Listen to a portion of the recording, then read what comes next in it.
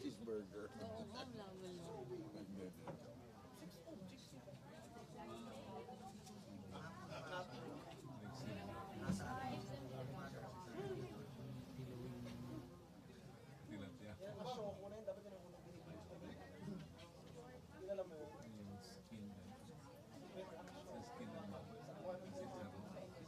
Sir Mike, dito ba ka sa Davao?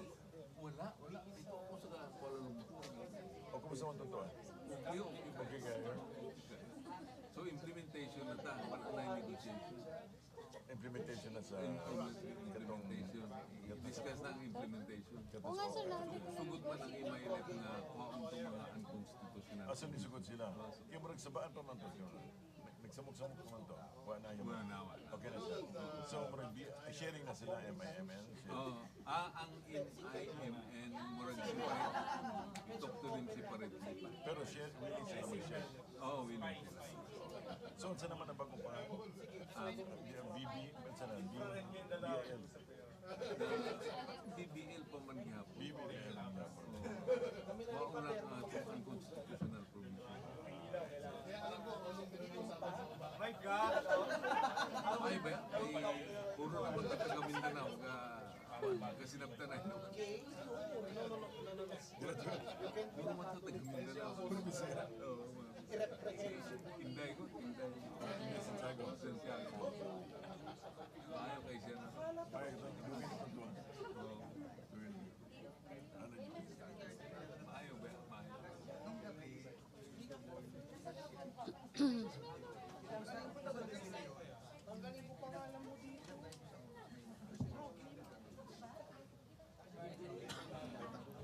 Pwede ka na ba? Pwede na ba? Oo. Ako na nagsunti doon yung... Dahil ako na? Yo, muna ka mo doon siya. Biyahe na yun. Where? Ito, kasi yan. So, hindi na yun. Pwede. Pwede. Ayaw mo na.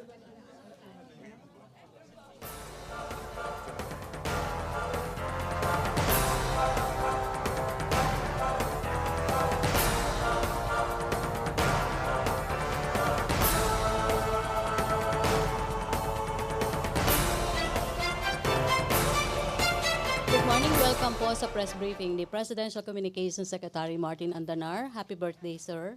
And good morning. Thank you, Rocky. Happy birthday to you too. I would like to congratulate the new MPC officers. No, I believe that you just elected a new set of officers. Now, kung maalala nyo po, nung mga nakarang linggo, nagkaroon tayo ng bisita mula sa ibang departamento, si Secretary Vit Aguirre, si Secretary si Solgen Joe Calida, of course kilala nyo na po si Secretary Salpanelo. No, so pinagpapatuloy po natin yung ating paikipag-ugnayan sa iba't ibang departamento ng ating gobyerno. Kaya today, since yesterday was my birthday gift to you is a star-studded guest list. Kasama po natin ngayon ang ating kalihim po ng DILG, si Secretary Ismael Sueño, Mike Sueno, at kasama rin po natin ang ating Commissioner ng Customs Commissioner Nicanor Faldon. Meron silang mga balita na ibibigay sa atin para punong-puno ang ating dyaryo, ang ating mga payagan, ating TV newscast at radio newscast at online newspapers by tomorrow, Rocky. So, if I may, I will now introduce our first resource person, is fellow man of faith before his foray into politics and government, Secretary Sueno graduated arts from Our Lady of Perpetual Help Seminary in Marbel and pursued philosophy from the Regional Major Seminary.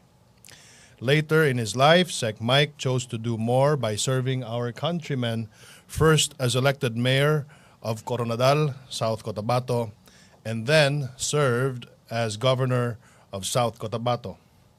In 1997, Sueno was appointed to the Southern Philippine Council for Peace and Development, Consultative Assembly by then President Fidel V. Ramos. Prior to his appointment to the DILG, Sec Sueno has been active in various local and community organizations in South Cotabato. He founded the South Cotabato Foundation Incorporated and Tinguha Foundation, which are helping the poor in the provinces. Ladies and gentlemen of the Malacanang Press Corps, let us please welcome Secretary Mike Sueno. Hello, good morning and happy birthday, Sec Mart. Okay po, I'm ready. First question, sir. First question will come from questioners or no opening.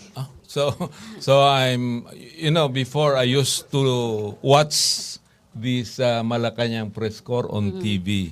Yes, sir. Now I am here standing before you, and I hope I can answer all your questions.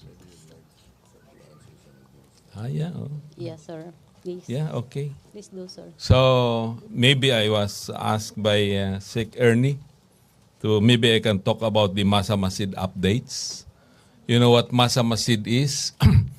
So Masa Masid is an all barangay approach to eliminating illegal drugs, corruption and criminalities, and enhancing development in the countrysides. So Masa Masid stands for, Masa is people, Masid is what's. Masa Masid is actually because we will focus on the barangay, this is an umbrella organization of all government groups located in the barangay, plus volunteers from the barangay. So parang they will volunteer to come out in support of our government, especially now that our president won on the basis of volunteers coming from the entire nation. Now we know that this volunteerism among our people still exists.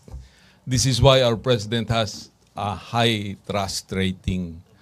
So, so we will seize this opportunity for our barangay people to volunteer themselves, especially in the elimination of drugs, criminality and corruption, and also enhancing development. So the objective of Masa Masid is to lift our people in the barangays out of poverty and becoming a society, a self-sustaining society, and a happy community free from drugs, corruption, and criminality. And our strategy is to coordinate all agencies of government in the barangay plus volunteerism from the people at the lowest expense from government and evoking immediate action from our people in the barangays, from the government and people in the barangays. Yun ang strategies natin. Thank you, Secretary. First question will come from Pia Rappler. Microphone, please. Yeah, yes. Thank you. Good morning, sir. I Yes. just want to ask, ano na pong update on the investigations of the mayors linked to drugs? For example, the Albuera mayor was able to go back to his position. Will the same fate will the other mayors also, will that happen to them? And what will be the basis for saying that there is not enough evidence and thus they can go back to their positions? You are referring to this particular mayor from Albuera? Sir, yes, and also the others who have been Yeah, all the implicated. others who were mentioned by the president, many of them came to our office, but they denied involvement in drugs. All of them denied. But one thing good is that they agreed to open themselves to investigations. So they have signed a waiver for us to investigate them. So we are now in the process of investigating all these mayors. As to the mayor of Albuera, he is back to his office because I spoke to General Bato yesterday. He said that there is no warrant of arrest yet issued against him. But the CIDG has already filed cases of illegal possession and the possession of 11 kilos of shabu. And we are just waiting for the warrant of arrest to come out to arrest him immediately. Follow-up question, Maricel Halili, TV5. Hi, sir. Good morning. Yes, How good about, morning. sir, the 5 narco generals? Are you Well- going to file cases against them? For the two, maybe I can already mention Pagdilao and Tino, Generals Pagdilao and Tino. We are ready with a prima facie case against them, which I will sign when I get back to my office. As for General Diaz, we are finalizing the evidences against him because he was assigned in Region 6, while Tino and Pagdilao were assigned here in Metro Manila.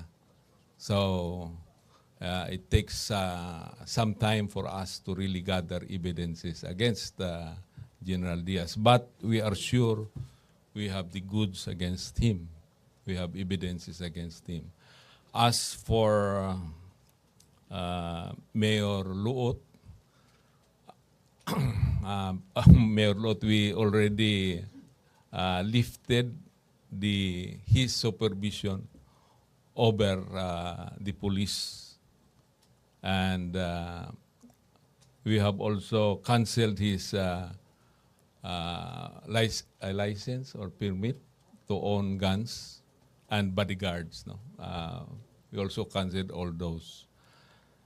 And since he is a new mayor, we cannot come up with evidences administratively against him as mayor. So, but what we are doing is we are conducting lifestyle check on him to find out that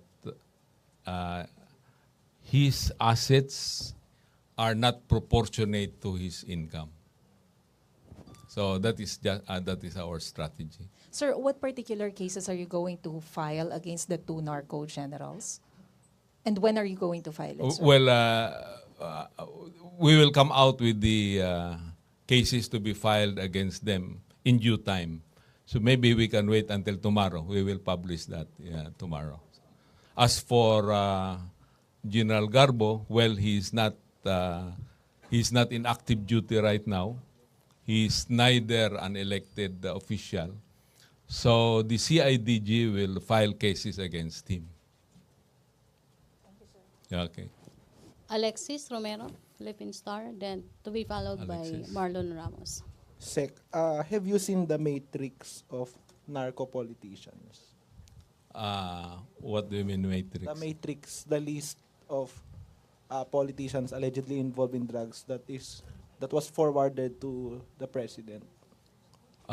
We have our own our own record. Okay. No, so maybe I know the president has many sources. No, so we have our own source records also. So based on your sources, how many local executives are allegedly involved or believed to be involved in narcotics? Well, we cannot reveal, but I am sure that there are more local executives who are involved drugs. Kahit rough figures, hundreds ba? Or If we include the barangay captains, maybe hundreds. hundreds? Still hundreds. Kung, If we include the barangay captains. kung yung local executives lang. Kung local executives, maybe not, maybe about 50. 50. Or All throughout the country. all throughout the country. All I can say is that there are more who were not announced by the president. And they are being investigated. They are validated up to now. And they will likely be part of the expose, the next expose. We are not sure, but this is up to the president. So since you have 50, you said you have 50. Maybe more or less. What do you say? What does this say about the problem? This says that the problem on drugs is enormous. It has gone, It has expanded not only in one province but all throughout the country.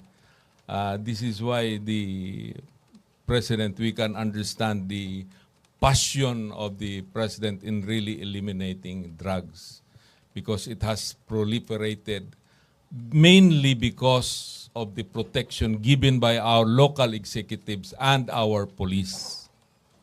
So this is why maintindihan natin kung gaano siya ka-passionate, no? Ang niya. This is his primary mission, really, why he ran for president, to save our country from the clutches of drugs, of the menace of drugs. Okay, Thank you, Sec. We accommodate 2 questions na lang or 3 questions. Sir, good morning, Secretary. Yes. Sir, I understand you submitted a list of provincial governors who are doing their part in curbing illegal drugs in their communities. Can you explain, sir, yung vetting process niyo? They are not only after or containing the drug problem in their provinces, but they are also model governors. No? They are governors in governance, in transparency. No? They are awardees.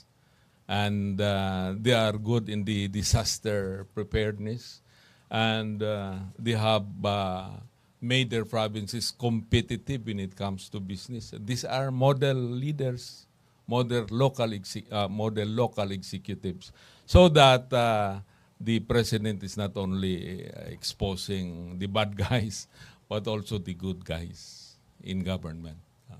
Sir, I understand one of the criteria you use was dapat yung governors who are identified or described to be members of political dynasties should be excluded from the list, and also those who are facing charges in the Office of the Ombudsman.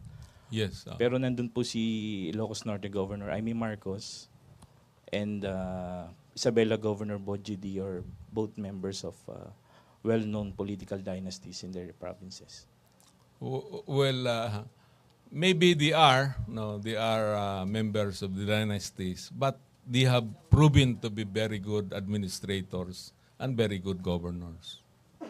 So maybe na outweigh yung pagka-members nila ng dynasties and by their performance as governors. They're exempted from that criteria. Not really, but they still remain as having dynasties in their respective provinces. But they are well known to be good administrators. Sir, may we know, sir, anong particular award yung bibigay sa kanila, and kung may bibigay ba sa kanilang some form of assistance as part of the recognition? Not yet. But as per record, these are the governors, list of governors who have done very good to their provinces. So sa listahan, pero we are not giving them extra bonuses by being announced as the good guys in government.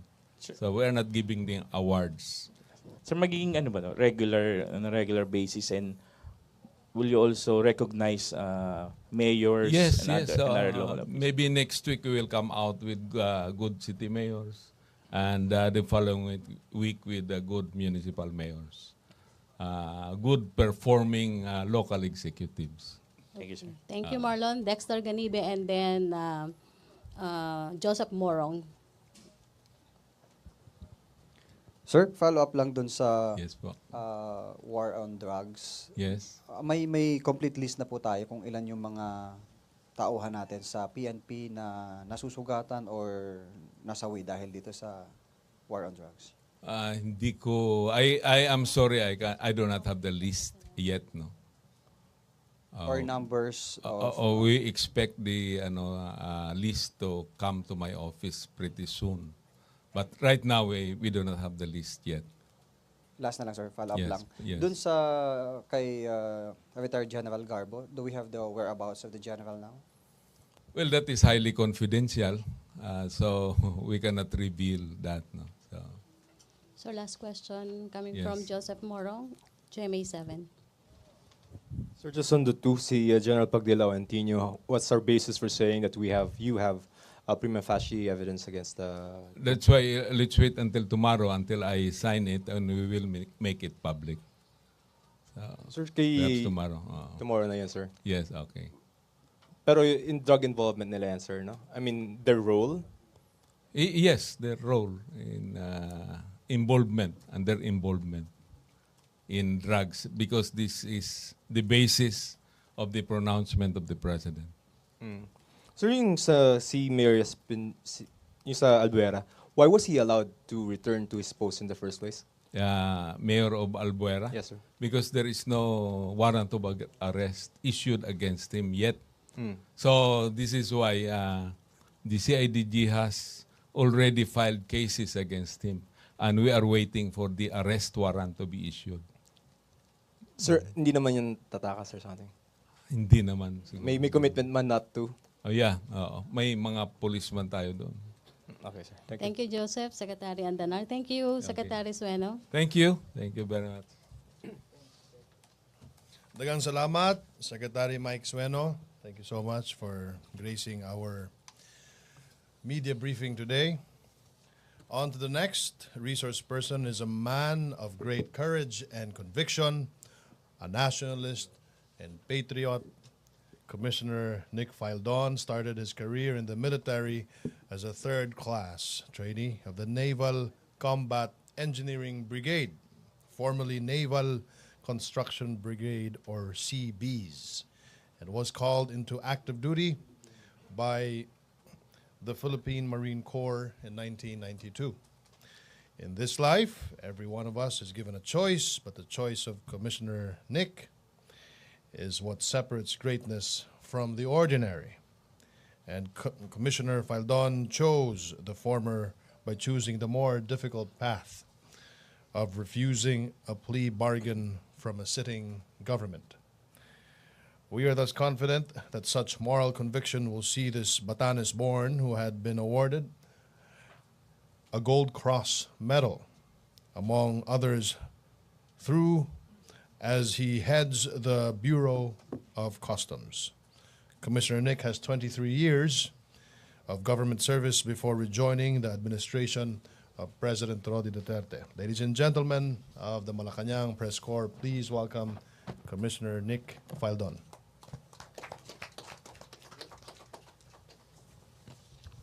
Happy birthday, sir.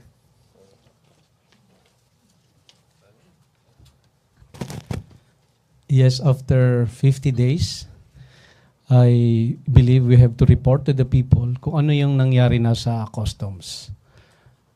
1.3 billion of different types of contraband have been seized by the Bureau of Customs, ranging from drugs, red onions, sugars, and kasama yung mga pampaganda, cosmetic, mga fake or without FDA permits coming from the different parts of the world na pumasok. So, meron na tayong including 10 high-powered firearms that were attempted to be sneaked to the country through balikbayan boxes. Yan, ano pa? Yes. Yes, sir. We have also, okay na? Yes, sir. We have also have a strong case against one of our employee. The name is Customs Police Captain Arnel Bailoses, 4 individuals who have direct transactions with him testified through affidavit that previously, since 2012, they have been giving bribe money. It's called in the customs tara, amounting to at least 100 to 120 million pesos monthly. So I've already forwarded the case folder of this employee to the Department of Justice for investigation. That's so far as our effort to curb corruption in the Bureau is concerned. We have now a very strong case against this individual. In our effort to make the Bureau more transparent to the public, by next week you can now view the Office of the Commissioners through online. We have set up right now the setting up of CCTV cameras in all the front line offices of the Bureau of Customs have been ongoing. We expect that in the next 30 more days, the big ports in Manila can now be viewed publicly, all the transactions being done there. But my office is the first one, so that no employee will refuse the setting up of the CCTVs. By next week, you can now view me in my office, in my conference rooms, and everywhere that's within the Office of the Commissioner. So I'll set an example on the setting up of the CCTVs. Since my day one of office, I've invited you, the press people, to go to the Bureau and look for whatever you want, and our office is open. This is in line with the President's position of transparency. Even without the law being passed, we'll open up our offices. You can ask anything you want, and we will provide it to you. So that's as far as the transparency of the Bureau of Customs is concerned. We are continuously isolating and tracking all the Bureau officials that are believed to be very corrupt. In your previous report, some of you have already reported activities I have done, set up standards with the Bureau officials. Yun, so... Questions? MPC? Questions? Marlon? Pia Rappler. Microphone, Alexis. Thank you. Sir, President Duterte last weekend said that all the posts that are not cabinet secretaries and not career officials would be vacated. Do you consider your post vacated as of today? I've received instructions from last night through Secretary Medialdia to continue to discharge my duties. Marlon Ramos. Sir, regarding the customs personnel, you said bibigay ng tara. Sino yung mga nabigyan niya? Sino-sino yung mga tao na yan? Are you considering also filing cases possibly against them? That's why I turn over the case folder to the Department of Justice so that they will be the one to conduct investigation and come up with whatever courses of action it's necessary to be done. Were you able to speak, sir, with that guy? Yeah, I've spoken to the official immediately within the day that I received the information. And then, of course, nobody... He denied us. So that's why let's see the result of the investigation. The affidavits was given to me in the first week of July, immediately when we assumed. This is a result of a follow-up investigation I conducted after I apprehended at least 88 containers of red onions. So I follow up on the smuggler, and because of the smuggler, he was able to reveal to me the people who've been facilitating the smuggling commodities in the country. And that's the result of my investigation. So he named 2 people. One is a subordinate. That's why I have immediately recommended to the Department of Justice the conduct of investigation. So this has been an investigation in place since 30 days ago already. So we did not break it to the news so that the investigation can be conducted properly. Thank you, sir. Dexter Ganibe. Sir, follow up dito sa binunyag yung mga pangalan kay Bailosis. Pending the investigation, ano po yung order niyo po sa status niya as one of the employees ng BOC? We are awaiting for the recommendation of the DOJ how to handle the case. So, pumapasok pa rin siya sa work as of this time? Yes. Okay, any more questions? Alexis Romero, Philippine Star. May we know, Commissioner, what's your revenue target for this year? It's around 406 billion. 406 billion. Now that we are now in August, what are the indications of the revenues for the second quarter? Third quarter. Second quarter kasi June, tapos na yung June, di ba? Yeah. So ano yung, meron na bang figures for June? In the past 30 years, 20 years, there's only 1 year that the BOC hit the target. Okay, we should understand that. So this year is not an ordinary year. It's a normal year for the BOC, meaning it's behind the target. Now in the first semester, 2 quarters, it's how many percent below the target, and then we are picking up in this month. So we're hoping we can recover up to December. But that's the direction of the collection. We are improving in this month, but in July it's very low, as low as the other month of the year. So what's the likelihood that you will reach the target for 2016? We will work hard to at least reach the target, but it's really just one of the mandates of the Bureau. But is it doable, the target? I think it's doable. It depends on our ability to address the other issues that will improve the revenue collection. How optimistic are you that you will reach the 2016 target? When we talk about BOC, some people really try to rate the performance of BOC on the revenue collection.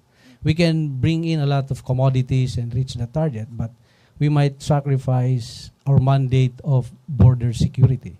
That's why we have this balikbayan boxes inspected. We have controlled the delivery of these 10 high-powered firearms. We have to make sure that we will not just bring in commodities here so that we can hit the target at the same time we sacrifice one of our mandate, that is border security. So if you are going to rate the Bureau of Customs based on the tariff or the revenue collection performance alone, then we'll be missing in our two mandates. That's border security and trade facilitation. Okay, thank you, Commissioner Faldon. Secretary Andanar. Thank you, sir. Thank you, Commissioner Nick Faldon. And the good news is Commissioner Nick has agreed to give his briefs, not the brief, but the briefs, the news briefs, here at the Malacanang Press Corps. Right, Nick? Yeah, so once in a while he will be reporting here. Also, the LG Secretary Mike Sueno will be reporting also his accomplishments here at the Malacanang Briefing Center. And now we continue with normal programming. The next resource person is the most resourceful. It does not need any introduction, but he is a man of God. May we welcome our the mainstay, the main anchor of this press briefing room, Spokesperson Abella, sir. It's your turn already. I'm sure you have more questions. Thank you, Secretary Andanar, Secretary Sueno, and Commissioner Faldon. Thank you. Sir? Any statement, sir?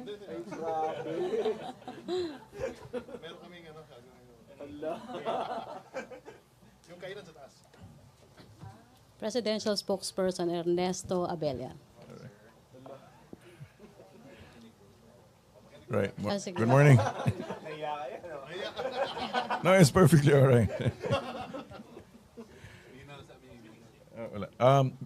Actually, this whole period is really dedicated to them. But so we'll allow for about 2 or 3 questions. Okay. First question will come from TV5, Maricel Halili first. Hi, sir. Sir, I just would like to clarify the statement of President Duterte with regards to United Nations. When he said that maybe it's about time for the Philippines and the UN to separate, what does he mean by that? Well, basically, he was really just reiterating the fact that he was reiterating national sovereignty and the fact that he did not welcome interventions or what you would consider meddling. But but you know, the entire process of decoupling is not decoupling is not. What's her name? Gwyneth Paltrow used it. Is not to be taken lightly. But he was basically stating the fact that the Philippines is a sovereign nation and should not be meddled with.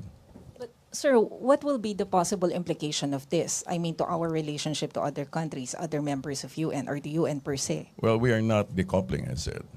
I mean, it was simply a matter of record. It was a statement. He was simply stating the fact that the Philippines is sovereign in itself. But is the president willing to undergo in any kind of investigation, or at least to answer the questions of UN? He welcomed it, right? Thank you. Follow-up question? Joseph Morong, to be followed by Marlon and then Alexis. So you said that that statement underscoring our sovereignty should Yes. not be taken lightly. Yes. But also you said that we are not separating from the UN. I said correct? basically it was not a statement of, it was a way of stating. It was a way of stating that the nation is sovereign. Okay. It was not a statement of fact that we are leaving. So no plans at all, sir. I said, let me backtrack, okay? Just to be sure, sir. Let me backtrack. That it was basically a statement stating that we are a sovereign nation. Okay. No intention to get out of it. Just to be clear, sir. Okay, let me just put it this way. He said that basically it was a statement of sovereignty, period. Okay. Ina Andolong, CNN Philippines. Hi, sir. Yes. Sir, so how would you then describe the statements of the president then? I mean, he was talking about possibly taking back or stopping our payments to the UN, if only to start our withdrawal from the UN. How would you describe that? I mean, was it a spur of the moment It was not comment? spur of the moment. I mean, out of anger? Ano po ba? Basically, it's a way of explaining. You have to take it within the context of his conversations with the press, right? He's well, kumbaga kukunin mo yan, you get the core of this statement, okay? And this is all a matter of explaining his basic core statements that as a sovereign nation, we cannot be meddled with. Okay, he also used the term inutile to describe the UN. How would you then reconcile that? I mean, does he not recognize, let's say, aid given to the Philippines He by talks the about- UN previously? No, I don't think he was referring to that. He was referring exactly to the way that the UN inutil. That was the term that he used, inutil, no? In terms of effectivity in implementing force, for example, when they're, for example, intervening in conflicts, international conflicts. Lastly from me, he called out the UN head basically here. Rapporteur. Yeah, and also when he was talking about parang protocol issues back Oh, yes, daw, okay, hindi, right. he wasn't informed by the Yes. UN maybe representative here. Is there now any effort to reach out to that? I believe resident coordinator ang meron tayo dito sa Philippines to clarify. Having said what he said, it's now incumbent upon the other person to respond to that statement. Thank you, sir. Any other question like to? Ace Romero. Wait. UN? Wala ba kayong concern since yung Philippines is one of the most prone to disasters, and then yung UN tumutulong sa atin tuwing may disaster? This is not to negate. No, we're not negating anything. We're not negating support. We're not negating aid. We're not negating all of those things. The president was simply stating the sovereignty of a particular nation. What do you think are the advantages of leaving UN? I do not have any opinions about that. Okay, there are no advantages or disadvantages. The president did not mention that. Marlon Ramos? Sir, the president agrees with the UN and all other human rights advocates that dapat yung due process must be upheld in dealing with criminals in enforcing the laws. Why does he consider the UN statement against extrajudicial killings as meddling with his governance? Simply because we are able to handle our own investigations.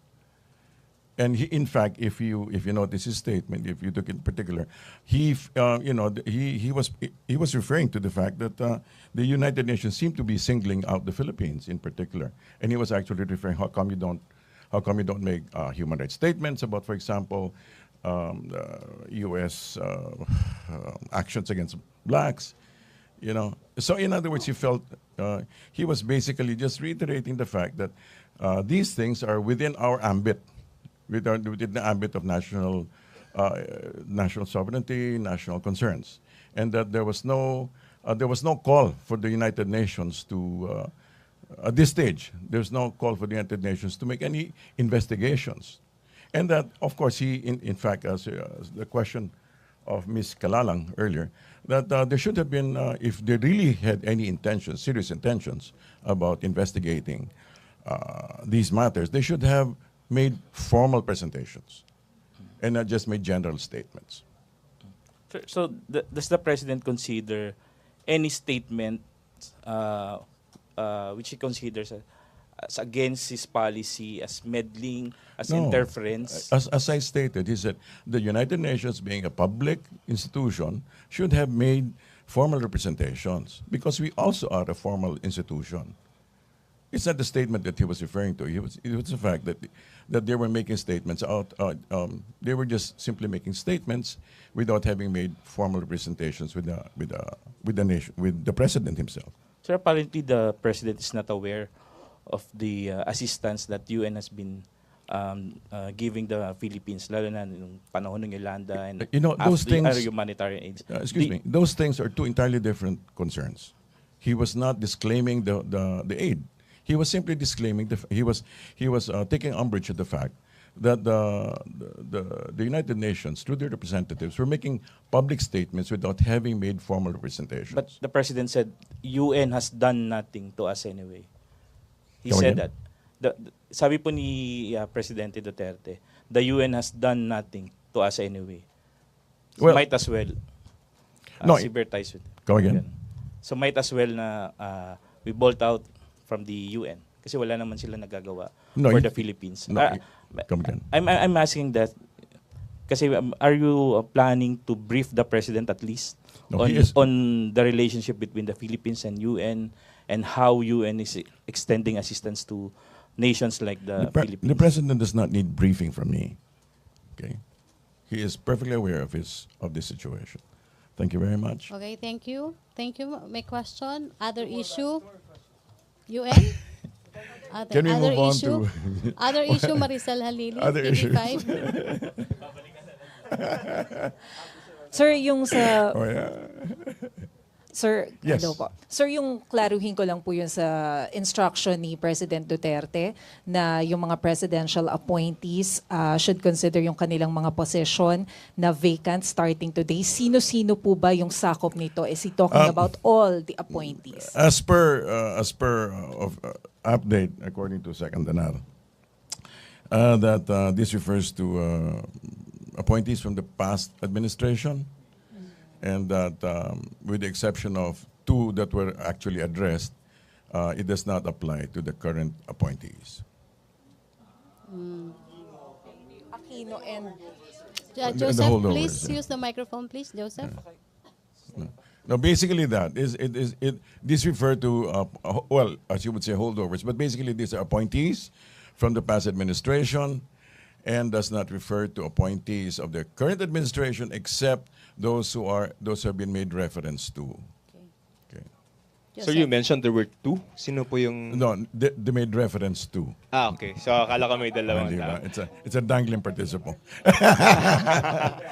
So, sir, ilan po yun na hanggang ngayon ay nasa holdover capacity pa rin from We don't have the numbers. Okay. So, sir, yung sa LTO and LTFRB, will they be called to the cabinet meeting later? I'm not sure about the process, but they have been referred to.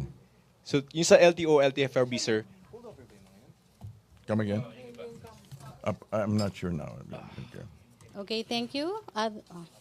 Follow-up, Yes, clarification, and then follow-up. Sir, pwede pa ba kahit dalawa lang before si Sir may...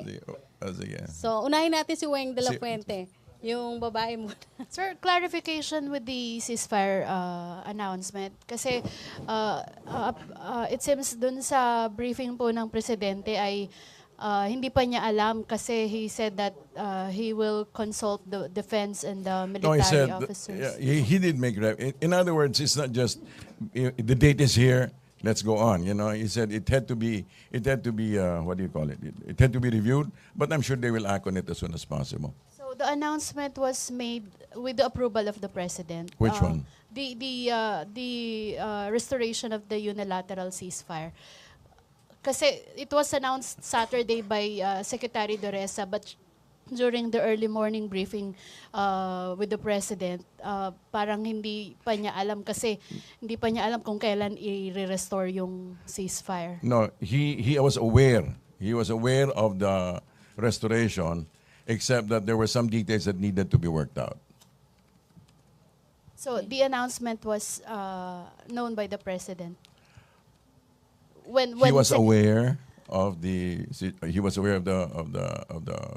promise to restore it, but there had to be some items that needed to be worked out. That's why he said we will review. So going back to UN, sir, are we going to pull out our troops? We're not making any drastic moves regarding those matters. All right. Okay. Thank you, Weng. Last question na. Last, Dexter Ganibe and then Joseph Moro. Last 2 questions. Microphone, please. Kay Dexter. Sir, follow-up lang doon sa vacancies. Binabanggit na yung mga appointments, holdover appointees nung nakaraang administrasyon. Tama po, ano? Come again? Yung sa mga vacancies na kailangang, ano? What about the vacancies? Yung in-announce ng Pangulo na yung mga appointees na ma-vacant yung kanilang mga posisyon. So what is the question? Hindi po ba meron tayong administrative order number 1 stating that until July 30 lang yung mga nag-hold over. Alright, okay. So ibig sabihin ba nagtuloy-tuloy po sila? And kasama din po ba yung binabanggit na past administration ng mga appointees? Kasama din po ba dito yung mga yung kanilang termino ay fixed? Meron po, there's going to be a review of those who have tenure. Heads of agencies who have tenure, they will also be reviewed. Okay. Thank you. Dexter, final question. Raymond Tinasa. Sir, good afternoon. Sir, just your reaction to the ongoing Senate investigation of Senator De Lima, and are you aware if the President is watching, monitoring what is going on the Senate hearing? He most probably is. Thank you. Okay, thank you Malacanang Press Corps. Thank you Presidential Spokesperson Ernesto Abella. Back to our main studio sa Radyo ng Bayan at PTV. Decoupling.